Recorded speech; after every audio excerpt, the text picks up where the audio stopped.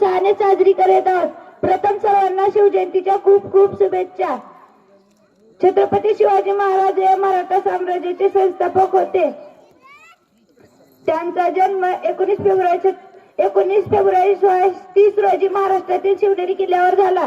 त्यांच्या वडिलाचे नाव शहाजीराजे भोसले व आईचे नाव जिजामाता होते. छत्रपती शिवाजी महाराज हे लहानपणापासून हुशार व धाडसी होते व माता जिजाऊंनी त्यांना उत्तम संस्कार दिले होते.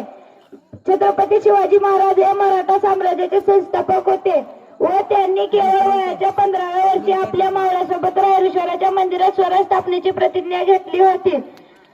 त्यांनी तोरणा, सिंहगड, कोंढाळा यासारखे बळकट किल्ले मिळवले होते. मुघलांना सह की पळ करून सोडले होते.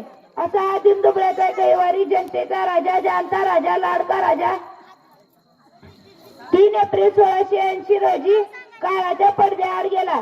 एवढे बोलून मी माझे 200 जय जिजाऊ जय शिवराय. यांना विनंती करतो की आपलं भाषण